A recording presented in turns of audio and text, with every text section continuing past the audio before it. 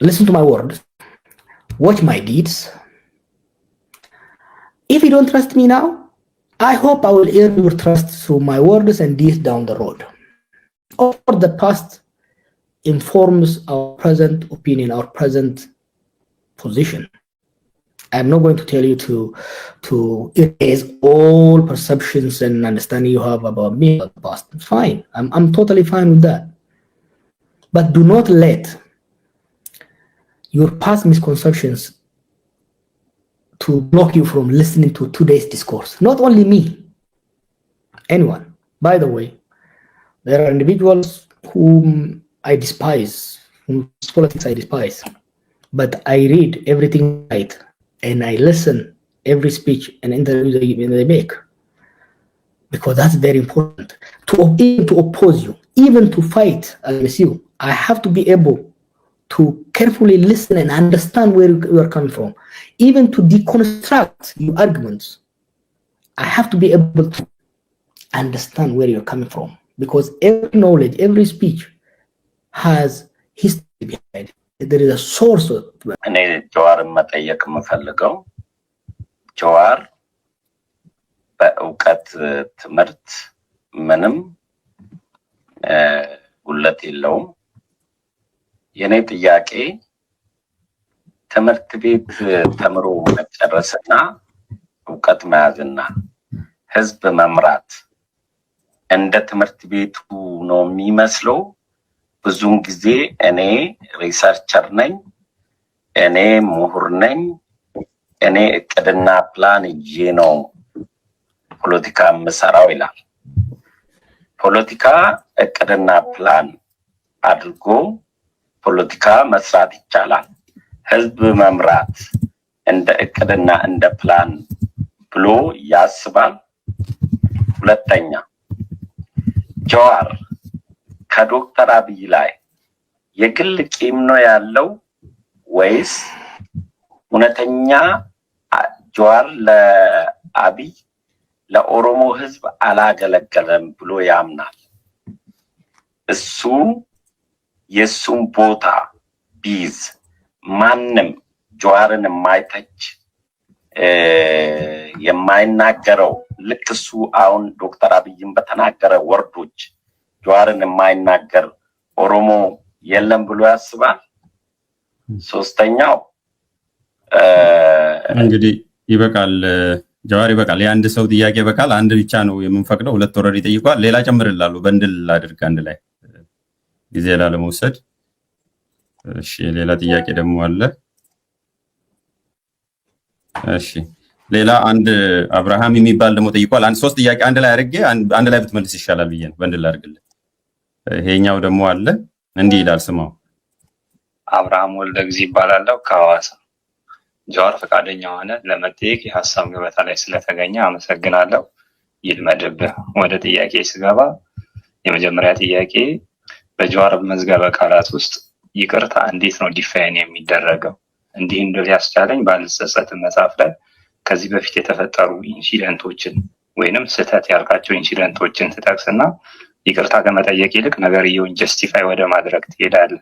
ለዚህ አንዱ ማሳያ በመጽሐፍ ክፍል 8 ላይ ኢትዮጵያ አውት ኦፍ ኦሮሚያ የሚለውን ስታብራራ የኢትዮጵያ ጦር ሶማሊያ የገባበት ጊዜ ስለነበር ኢትዮጵያ አውት ኦፍ ሶማሊያ፣ የኢትዮጵያ ጦር ከሶማሊያ ይወጣ ለማለት ፈልጌ መፈክር የያዘው ልጅ ስለተንቀሳቀሰ የተፈጠረ ስህተት ነው ትላለህ።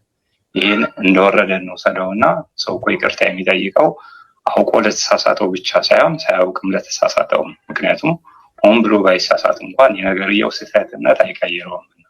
በመጽሐፍም ላይ ከመጀመሪያ እስከ መጨረሻ ደፍረህ ይቅርታ የጠየቅበት ጉዳይ የለም።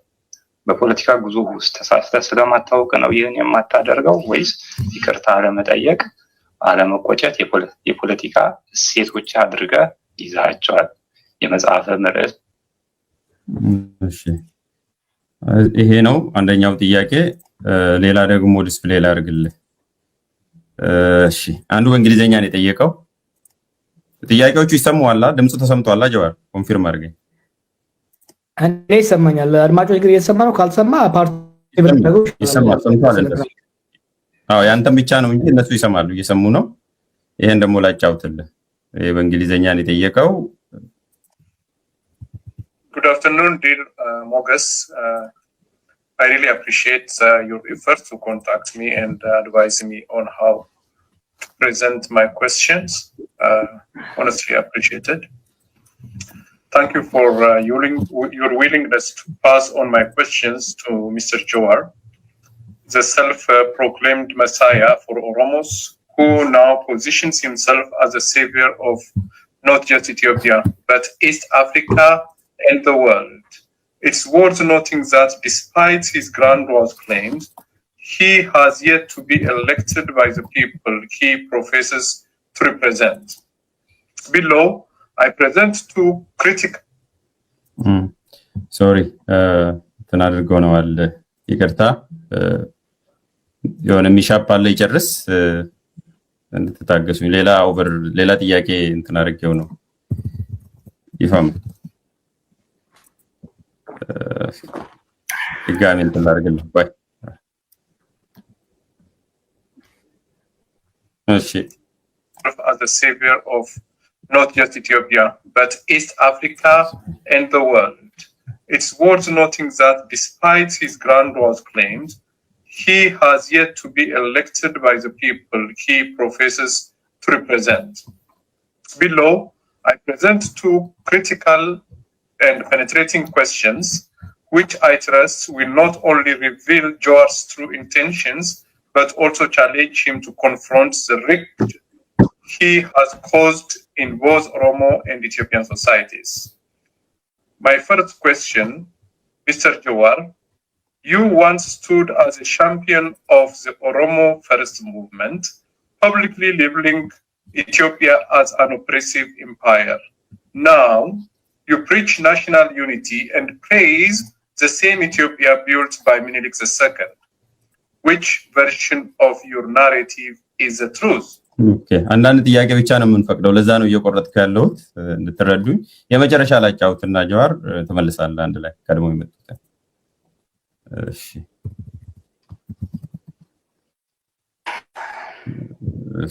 አደከምንኩ እሺ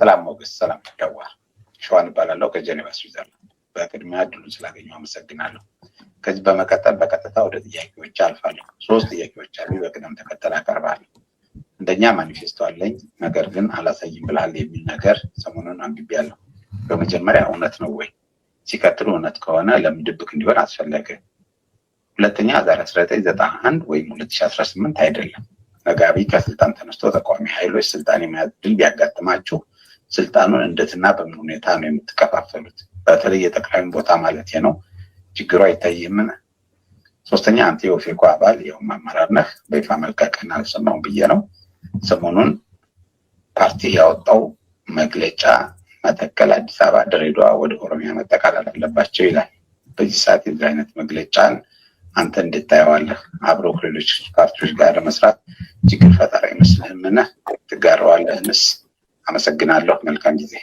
እሺ አሁን የተመለሱ ጥያቄዎች ካሉ ለምሳሌ የመጨረሻ ላይ ከተጠየቀው አንድ ሁለቱን ኦሬዲ ጠይቄያለሁ ቅድምና የተመለሱ ካሉ ስኪፕ አድርጋቸው ያልተመለሱትን ብቻ መልስ ይሄን ራውንድ ከመለስኩ በኋላ ወደ ቀጥታ አንድ ሁለት ዙር እንሄድና በዛ እንዘጋለን ቀጥል ጀዋር የመጀመሪያው ጥያቄ ፈኒ ነገር ነው መማር ለአመራር ቃል it's a very important question በሁለት ዓመታት አብይ በኢትዮጵያ ላይ አንሊሽ ያደረገው አንቲ ኢንተሌክቹዋሊዝም ካምፔን አካል ነው ትምህርትን የማራከስ የማጣጣል ስለህ የኢኮኖሚክስ ፕሮፌሰር ሆኖ መካይሎ እንትን አድርጎ ቀበሌ ማስተዳደር አይችልም ኦፍ ኮርስ የተማረ በሙሉ ሀገር ያስተዳድራል ስለ አስተዳደር ያጠና ሰው በሙሉ ሄዶ ሀገር ያስተዳድራል እንደታዘብትን ግን ያስተምራል አንቲ ኢንተሌክቹዋል extremely dangerous movement በተለይ ደግሞ በስቴት ሲደገፍ እውነት ነው ትምህርት ብቻውን ለአመራር አይደለም አመራር ነርቸር ያስፈልገዋል የተፈጠሩ ሶታ ያስፈልጋል ከዛ ነርቸር ስንለው ትምህርት ልምድ ወጣ ነገሮች አሉ አንዳንድ ብዙም በትምህርት ሳይልቁ ልምድ ግን ያካበቱ የሚገርም ስራ ይሰሩ አሉ። ለምሳሌ ብራዚሉን ሉላ ወሰደው። ሉላ አይ ቲንክ አራተኛ ስድስተኛ ክፍል ነው የተማረው። በሌበር ሙቭመንት ውስጥ የመጣ ሰው ስለሆነ የፖለቲካና የማህበራዊ የአመራር ልምድ ስለነበረው የብራዚልን ኢኮኖሚ ያወድቃታል ተብሎ የመጣ እንግዲህ ከግራው ሆነ ብራዚልን ሞደርናይዝ በማድረግ ዲሞክራታይዝ በማድረግ ኢኮኖሚውን ከፍተኛ ደረጃ ማሳደግ ከፍተኛ ሚና ያመጣው ዋን ወይ እውቀት ነው። ዋናው እውቀት ወሳኝ ነው። እውቀት ብልሃትነት ስለት ወሳኝ ነው። ይሄን እውቀት ወይ በትምህርት ማግኘት አለብህ ወይ በልምድ ማግኘት አለብህ። ለሁለቱም መዘጋጀት አስፈላጊ ነው። ስለዚህ ወዳጄን ትምህርትን አታጣጥል።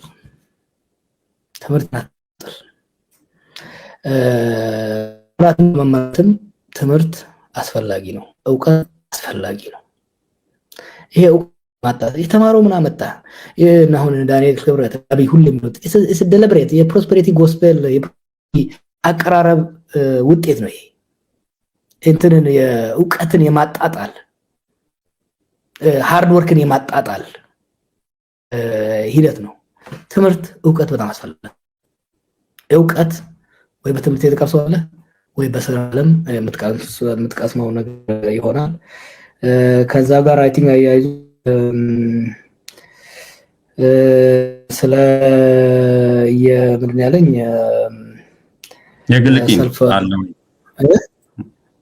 የግል ቂምና ራሴን ትላለህ ይላል። ከዛ ከጠቅላይ ሚኒስትሩ ጋር የግል ቂም አለ ወይ የሚል ነው መሰለኝ የጠየቀው ባለሳሳት። የግል ቂም ምንም የግል ቂም የለኝም። አክቹዋሊ ለግለሰብ ሰውዬው ያልኩ ምንም never did anything personal to me ምንም ቂም የለኝም። አሁን አንዳንድ የሱ ደጋፊዎች ቀናህ ምናምን ይሉኛል። በመለስ ሊቀና ይችላል፣ በኦባማ ሊቀና ይችላል ነው probably I wish ይሄ ሰውዬ ሀገር አረጋግቶ ኢኮኖሚውን አሳድጎ ምን ቀናበት የምትቀናው ሰው ሲበልጥህ አይደለም እንዴ? ሰው በስራ ሲበልጥህና በውጤት ሲበልጥህ ትቀናለህ። I wish እኔ አብይ በእውቀት በብስለት በብቃት በሊደርሺፕ ስኪል ሀገር በማልማት ሀገር በማረጋጋት በልጦን ተገይቶ ቢያስቀና I wish that was the case ነው። እኔ አብይን አፍርበታለሁ፣ አልቀናበትም። ኦሮሞ እንደ አንድ ኢትዮጵያ እንደ አንድ ኦሮሞ እንደ አንድ ኢትዮጵያ ዜጋ አፍርበታለሁ። ይሄንን why are we lying to ourselves? የዛ ሀገር ዜጋ ሆኖ እሱ ሲናገር ጫማ ውስጥ መግባት የማይፈልግ ስንት ሰው ነው ያለው? እነዚህ ደግሞ የተለያዩ ሀገር ምሁራን መሪዎች በየቦታ ባገኘን ቁጥር ያ የእናንተ ሰውዬ ጤነኛ ነው እንዴ ሲሉን እሱ ሚዲያ ላይ በቀረበ ፓርላማ በቀረበ ቁጥር ቴሌቪዥን የሚዘጋ ሁሉ የት እንግባ የሚል ሁሉ ቀናህበት ይላል። the guy is embarrassing እንዴ why are we covering up? Probably I'm guilty for a while ይሄን ነገሩን ከበር በማድረግ አብይ is an embarrassment as a leader። በስራው ዲስትራክቲቭ ነው፣ በሚናፈሪ ነው። እንዴት ነው ሊቀራበት የሚችለው? nothing personal ግን as somebody who came to power on the back of movement I was involved in ከኔ ህዝብና ከኔ ሀገር እንደወጣ አመራር የሚያደርገው ሙሉ የልጅ ስለሆነ አፍርበታለሁ and I feel responsible እና ከዛ ያለፈ I wish ጠያቂው እንዳለው ብቃት ነው። ምን ነው እሱ የተሳካለት መሪ ሆኖ ሁሌ ላላቢ በነገራችን ላይ ለማን ነበር ሁሉ ቀናችሁብኝ ነው። በዚህ የአንድን ሀገርና ትልቅን ህዝብ በማዋረድ ነው ልንቀናበት አፈርንበት። ሌላው ጥያቄ I think the self-proclaimed Messiah. Rather, I never self-proclaimed to be a Messiah. I struggled when I was young. I studied, I labored, I worked hard. With the assistance of our people and God Almighty, we succeeded. I was one among others. and I came on the shoulder of giants who passed. So I don't see myself as a Messiah, and I don't have the Messiah complex, either as a savior of Oromos or savior. No. Let me say it again. One man cannot save Ethiopia. One man cannot save Oromia and Oromos. That country is too complicated. The geopolitical international situation is ever increasingly becoming more and more complicated. We'll be lucky if we all collaborate and save ourselves, let alone one man saving us. What put Abiy in this situation is that mentality, an idea I shagrachuallo by myself. I don't have, I might have all the shortcomings, but I don't think I'm stupid to think that.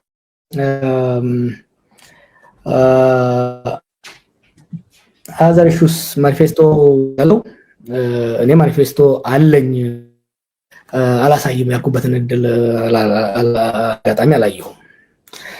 ያንን አይ ቲንክ አስፈላጊ መስሎ የግል ማኒፌስቶ ተውና የፓርቲ ራሱ አሁን ለኢትዮጵያና ኦሮሚያ ሌላው በቂ አይደለም። ምንድነው ከናቢ ጋር አንዱ ግጭት ውስጥ የከተተኝ ቅሙ ነው የጻፈው ምናምን ብሎ ሲል የነበረው ቅሜ እሱ ስለነበረ ያልኩ አልነበረም። ኢትዮጵያ ሽግግር እንዲሳካ ከተፈለገ ሁሉን ፖለቲካሎች ያሳተፈ የጋራ ሮድማፕ ፍኖተ ካርታ ያስፈልጋል ማለት እኮ ነው። ማርቆ ነው የጻፈው ብሎ ሲብኝ የነበረው ሀገራዊ ለውጥ ሀገራዊ ሽግግር በላይ ደግሞ አሁን ፍራግመንቴሽኑ ከላይ እስከ ታች ፍራግመንትድ ሶሳይቲው ፖለቲካ ኤሊቱ ፖለቲካል ማህበረሰቡ ሃይማኖት ሌሎች ተቋማቶች ፍራግመንትድ በሆኑበት ሁኔታ ላይ የአንድ ግለሰብ ማኒፌስቶ ሀገር ሴቭ ሊያደርግ አይችልም። ሀገርን ከጅግር ሊያስወጣ አይችልም። ሀገር ሁሉን ያሳተፈ መሆን መቻል አለበት። ጀዋር ወይ ሌላ ሰው ሐሳብ ሊያቀርብ ይችላል። ሁሉም ግን እንደዛው ሐሳቡን የሚያቀርብበት የሐሳብ ደግሞ በክርክር በድርድር በውይይት የሚዳበርበት መድረክ መመስረቱ ነው ለሀገር የሚበጀው።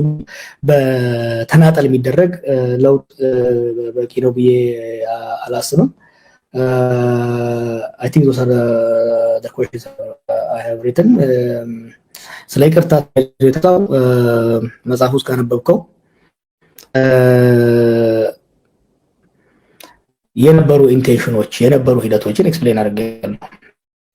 በዛ ኢንቴንሽኑ ኤክስፕሌን ከማድረግ ባለፈ እነዛን ይቅርታ አድርግ ምናምን የሚለው ነገር ብዙም ግልጽ አልሆነልኝም። ኤኒታይም ነው ጀስቲፋይ እኔ ያደረከው እኔ ላስተካክል እንዲህ ያለው ሁሉም ጀስቲፋይ ሳይሆን ኤክስፕሌን ነው ያለው ሰውዬው ጥያቄ should be explain ያደረኩት ጀስቲፋይ ሳይሆን ኤክስፕሌን ያደረኩት።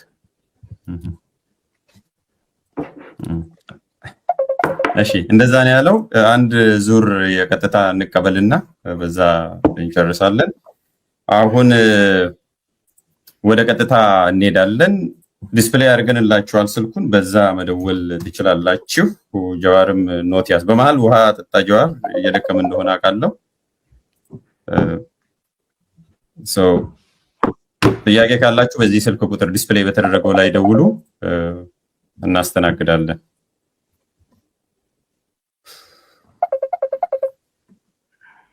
I don't know what is happening.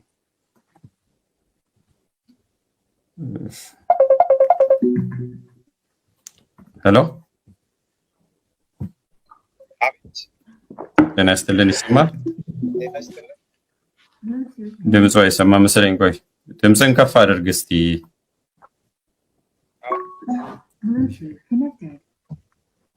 ሄሎ። እሺ አሁን ይሰማል። ይቀጥሉ። ጥያቄ እሺ አጠር አድርገው ያቀርቡሽ። በጣም ጥሩ። እኔ ያዲያ የተከበራች ነኝ። አቶ ጀዋር በጣም አመሰግናለሁ። በተለይ የዶክተር አብይን አድሚኒስትሬሽን ፌይልድ መሆኑንና በዚህ ኪሳራ ሁሉ እንዳበቀን አውትላውድ አድርጋ እያወራ ስለሆነ በጣም አመሰግናለሁ። አንድ ያለኝ ጥያቄ ኦቦ ጀዋር አንተ የግሩፕ መብት አቀንቃኝ ነህ። በተለይ ባለፉ ዓመታት መብቶች ሂስቶሪካል ኢትዮጵያ ውስጥ ኢኩል ሪኮግኒሽን አለመኖሩን በጣም በግልጽ ሁኔታ ስትቃወም ነበር። ያም በከፊል የተሳካ ውጤት አምጥቷል ኢትዮጵያ ውስጥ። ነገር ግን አሁን ባለንበት ሁኔታ የኢትዮጵያን ችግር አብይ ብቻ አይደለም። አይነው አብይ ትልቁን የአንበሳን ድርሻ እንድትጫወታ ቢያቅም አብይ የተጫወተው ሲስቴሙ ፌል በመሆኑ ያንን ሲስቴም ሜንቴን ማድረግ አለመቻሉን ብዬ አስባለሁ። ለዚህም አንዱ ማሳ እንትን የሚጠይቅ አንተ የግሩፕ መብት አቀንቃኝ ነህ። ነገር ግን በክልሎች አመሰራረትና በተለይ ደቡብ አካባቢ እና ሌሎች ክልሎችም ላይ ዛሬ ያለንበትን ኢትዮጵያን ምስቅልቅል ያወጣው ከፍተኛ የግሩፕ መብትን ተጠቅመን ኢንዲቪጁዋል መብቶችን ሳክሪፋይ ማድረግ። ሁለቱንም ነገሮችን እንዴት ልታስታርቅ እንደምትችል ለኔና ለኢትዮጵያውያን ቢገልጽ በጣም ደስ ይለኛል። ምክንያቱም ኢንዲቪጁዋል መብቶች ግን ኮሌክቲቭ መብትን ነው በአብዛኛው እንግዲህ እያቀነቀንን ያለ ነው።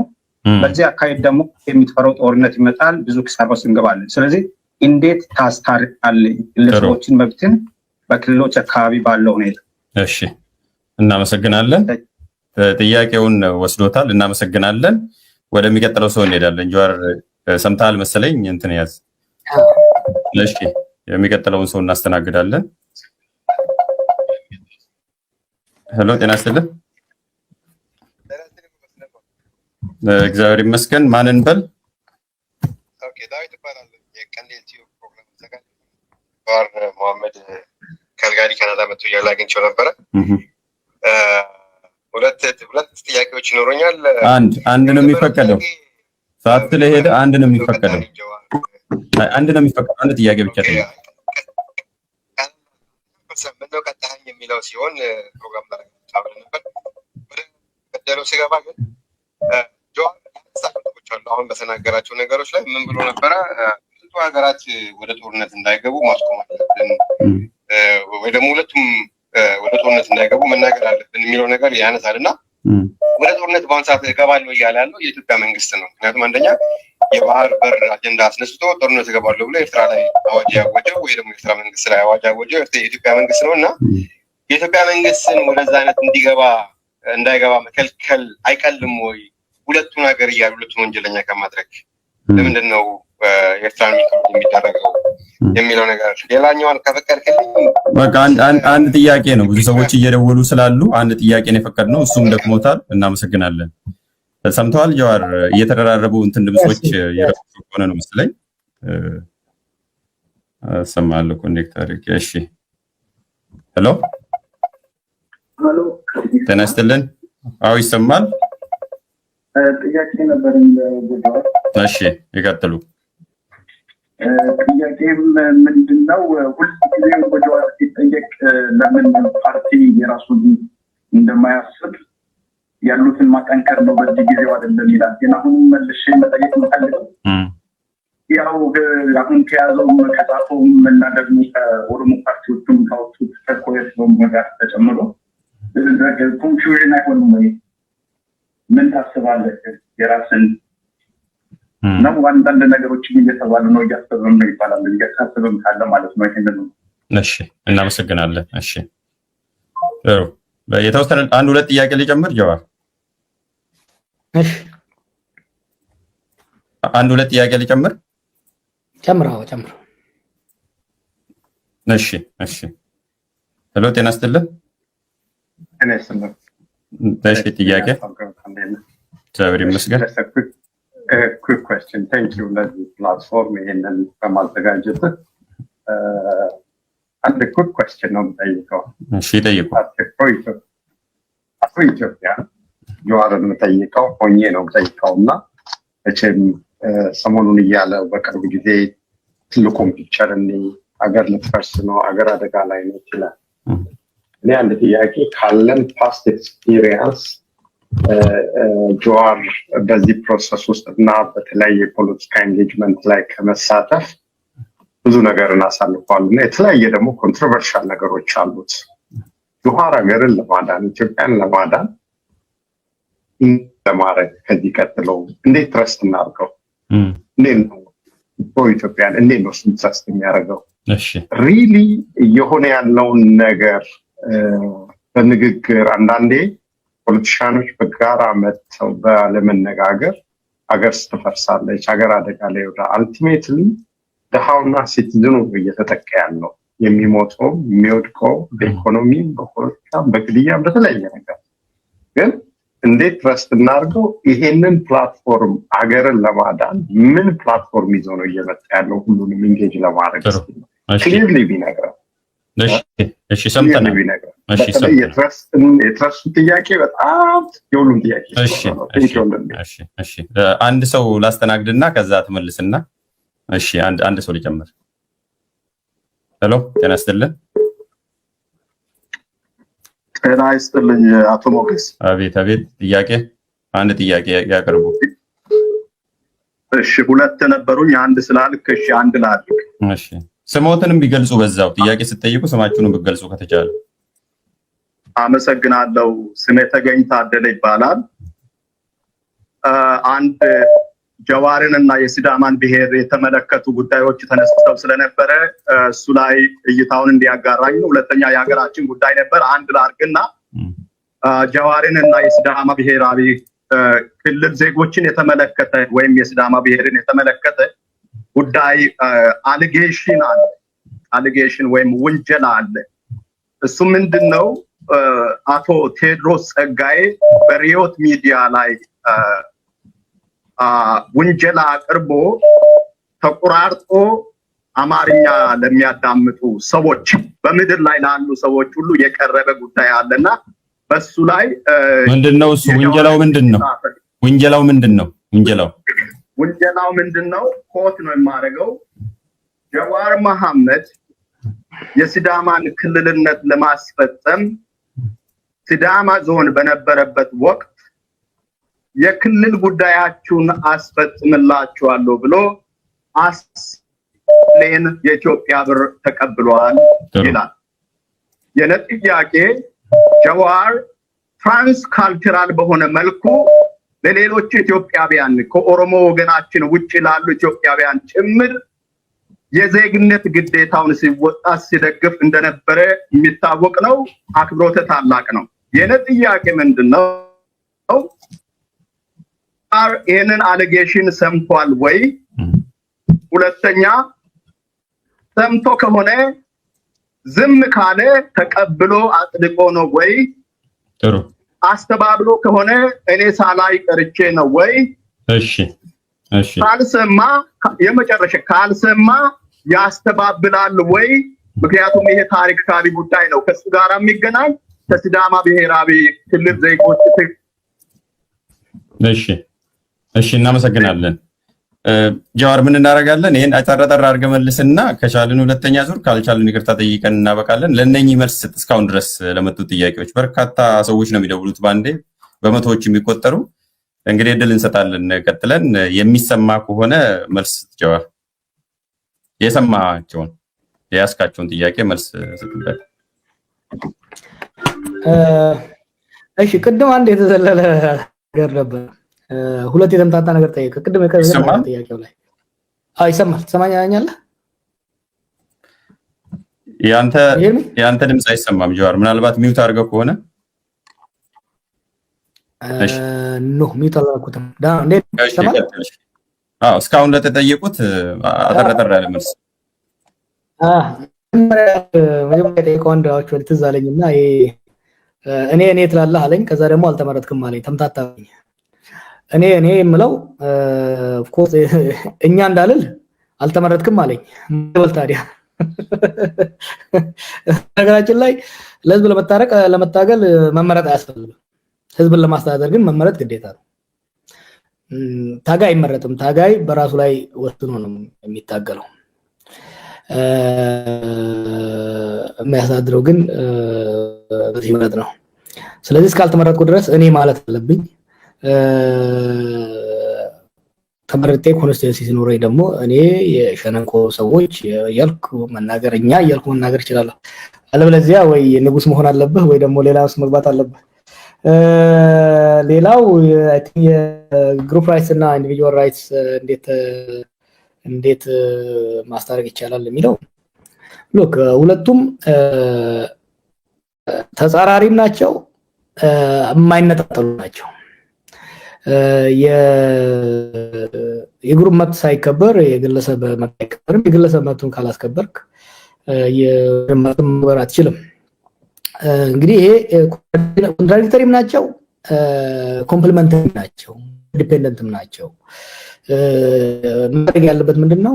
ህገ መንግስት ቀረጻ ውስጥም ሆነ የህግ አተረጓጎም እና የህግ አፈጻጸም ውስጥ በምናደርገው ትግል ውስጥም የግለሰብ መብቶች የምንላቸው የመኖር፣ የመንቀሳቀስ፣ ንብረት የማፍራትና የመልማት መብቶች እንዲሁም ደግሞ የግሩፕ መብቶች የምንላቸው የብሔር፣ የሃይማኖት፣ የጾታ መብቶች፣ ሌሎች መብቶች እንዲከበሩ አብረው ካልተከበሩ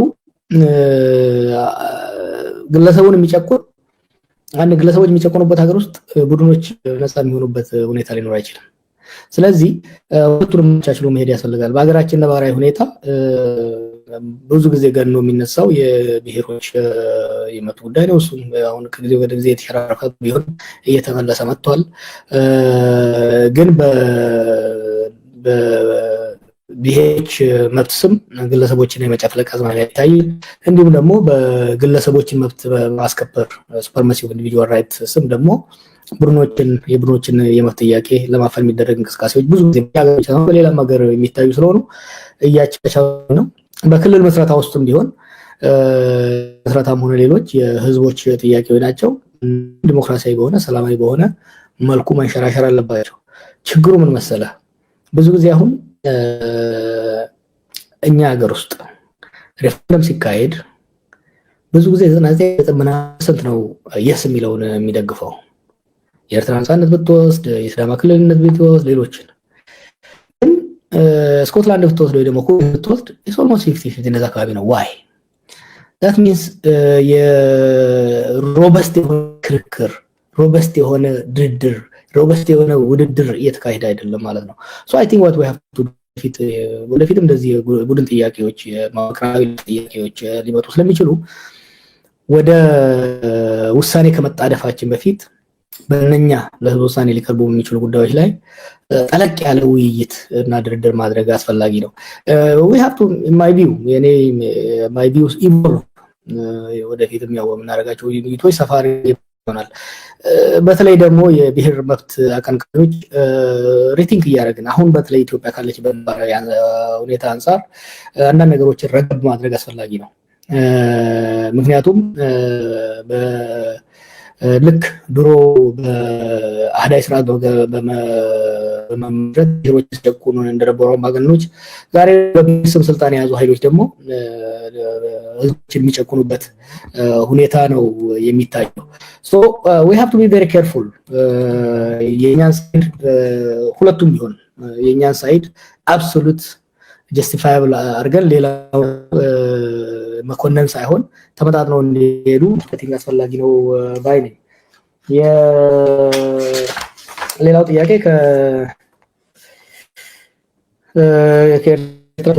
አየት እያደረገ ያለው የኢትዮጵያ መንግስት ነው። ቅድም እያዋለው አይ ዶንት ኖ አድማጭ ተሰማ በግልጽ አሁን ቮክሊ ይሄን ነገር ፑሽ እያደረገ ያለው አብይ መሆኑ ግልጽ ነው። ፌር ነው። ሲራው ለካመለ ሲራራው ሪንካን ይላል ኦሮሞ። ካልጋ ተወርደለት የሆነ ለሰው ከህግ ፈቀቅ አትልለትም፣ ከእውነት ፈቀቅ አትልለትም። ሆኖም ግን ለዛ ነው ጥያቄ ያለው። አሁን ምን ብቻ ሳይሆን ወደዚህ ያቀመጣው ምንድነው? ምን ነው 2018 ላይ ምን ነበር የተስማሙት? በምን ተከዳዱ? የወደብ ጉዳይ ከሆነስ we want to hear this ከፌዴራል መንግስት መስማት አለብን፣ ከአስመራው መንግስት መስማት አለብን። ምክንያቱም ሁለትዮሽ ነው። ወደዚህ ምን አደረ? ምንድነው ወደዚህ ያደረሰን? ሀገራዊ ብሔራዊ ጥቅም ጉዳይ ነው ወይስ የግለሰባዊ ሽኩቻ ነው? what is it? we need to know። ይሄንን ደግሞ of course ኢትዮጵያ ዜጋ የኔ ኃላፊነት የኔ ከተኛ ተጠምጠይቀው የኔ ሀገር መንግስት ነው። ሆኖም ግን ይሄ ሁለትዮሽ ጉዳይ ስለሆነ ከሁለቱም አንፃር መልስ ማግኘት አስፈላጊ ነው ማለት ነው። የአዲስ ፓርቲ ለሚለው ነው አሶናው ኢትዮጵያ ውስጥ አዲስ ፓርቲ መመስረት አለመመስረቱ ብዙ አሶናው ብዙ ምን አይታየኝም። ምክንያቱም ያሉትም መንቀሳቀስ አልቻሉም። ያሉትም ነው ያሉት። ትሩሊ ብዙ ቡድኖች የህሉና ጥያቄ ይላሉ። ኢትዮጵያ ውስጥ አሁን ትሩሊ የህሉና ጥያቄ ውስጥ ገብቷል። ቤዚክ ሰርቫይቫል this guy took us back to state of nature እኮ he really took us back to state of nature. it's a sickening ስታየው እና በሁኔታ ውስጥ እንዲህ አይነት ነገሮች ፓርቲ ስትመሰርት የኢኮኖሚክ ፖሊሲ፣ የኢንቫይሮንመንታል ፖሊሲ፣ የፎሪን ፖሊሲ ልትቀርጽ ይገባል። ያን የሚያስችል አይምሮ የሰከነ አይምሮ አለ right now when the basic survival of the state is in question, when basic security of the citizen is not secured. እዛ በሆነ ሁኔታ ውስጥ አንተ ሀገራዊ ፓርቲ አስፈላጊ ነው። yes at some point አሁን ባለው ሁኔታ ላይ እኔ እንደማየው ስቴፕ መከተል ፈርስት ሰላም ማስፈን መቻል አለብን። ሰላም ስንል ያሉ ጦርነቶች እንዲቆሙ ማድረግ፣ አዲስ ጦርነቶች እንዳይፈነዱ ማድረግ አንድ እሱ። ሁለተኛ በጦርነቶቹ የተደረጉ ቁስሎች እንዲያገግሙ ሪሃቢሊቴሽን መስራት መቻል አለብን። ከዛ የፈራረሱ ነገሮች ሪኮንስትራክት ማድረግ፣ ከዛ በኋላ ኒው ሶሻል ኮንትራክት መስርተን ኦርጋናይዜሽን መሻገር መቻል አለብን። ከዛ በኋላ ነው እንደዛ አይነት ነገሮች ማን እንችለው። አሁን አይ ቲንክ ትልቁ ርብርብ መሆን ያለበት ያሉት ጦርነቶች እንዲቆሙ፣ አዲስ ደግሞ እንዳይፈነዳ ማድረግ። ፈርስት ቲንግ ፈርስት፣ ከፈረሱ ወዲያ እናስቀድም መጠንቀቅ ያስፈልጋል ማለት ነው። how can we trust you? One of the questioner said, how can we trust you? I understand, as somebody who have been active in this politics for the better part of the 15 years at least, I have a lot of wounds. I have pissed off so many people. I understand that, and I understand. Don't trust me. I understand if you are angry at me. Remember, I was in active battle. I was in active struggle. And I was not an ice cream seller. I was a freedom fighter.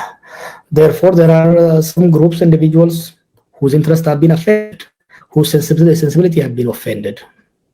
I understand that, and I feel you.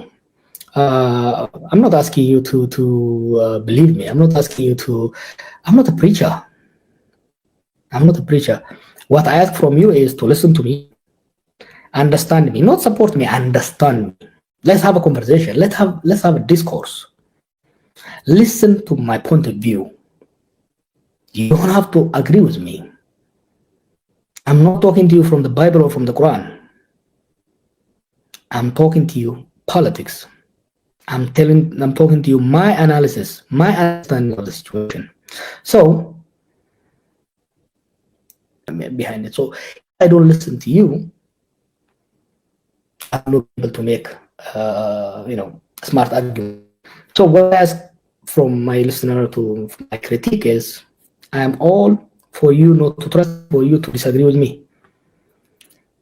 The least you can do is listen to me, understand where I'm coming from, then let's have a conversation. All I'm for is a conversation, a discourse.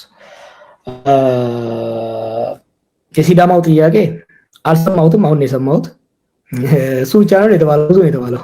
አንድ ጊዜ እንደውም ባንክ ውስጥ 999 ሚሊዮን 880 ከ80 ሳንቲም ምናምን ተብሎ ነበረ።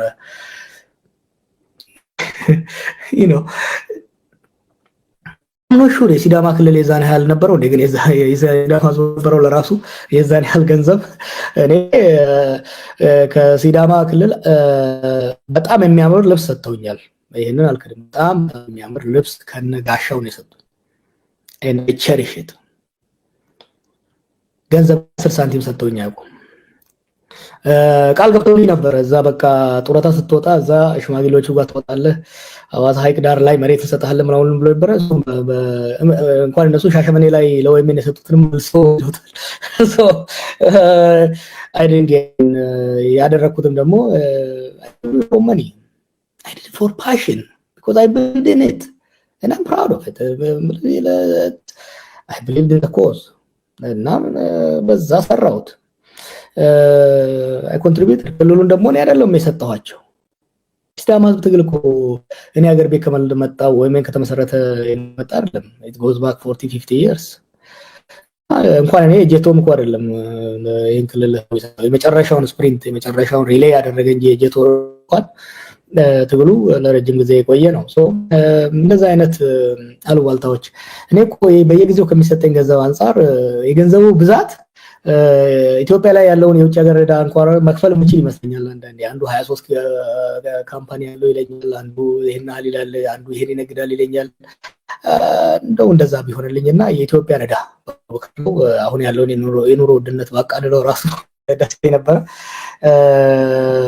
ለምንድነው እስካሁን መልስ ያሰጠው አልሰማሁትም ነበር። እንትን ይሄ ነው አይ ዶንት ቲንክ የሲዳማ ህዝብ ቱን በደሙና በአንድነቱ በጥንካሬው በትግሉ ያገኘው እንጂ በገንዘብ የገዛው አይደለም። ይሄንን የህዝቡን amazing people በነገራችን ላይ one of the most beautiful non-violent social movement ያየሁት እዛ ነው። ሪሜምበር እነኛ ጥያቄያቸው ምን ተቀበል ካልተቀበልክ ጥያቄያቸው 2018 ላይ ሲዳማ ህዝብ ሲያደርግ የነበረው ማግለጆች ሲያደርጉ የነበሩት beautiful culturally rooted peaceful resistance ዓለም ሊያደንቀው በዛ ነው ያሸነፉት። አብይ ሊፈልቃቸው ኮማንዶ ልኮ ጨፍጭፏቸው ያን ሁሉ ተቋቁሞ ነው ያገኙት። we should give credit to it belongs which is the people of Sidama.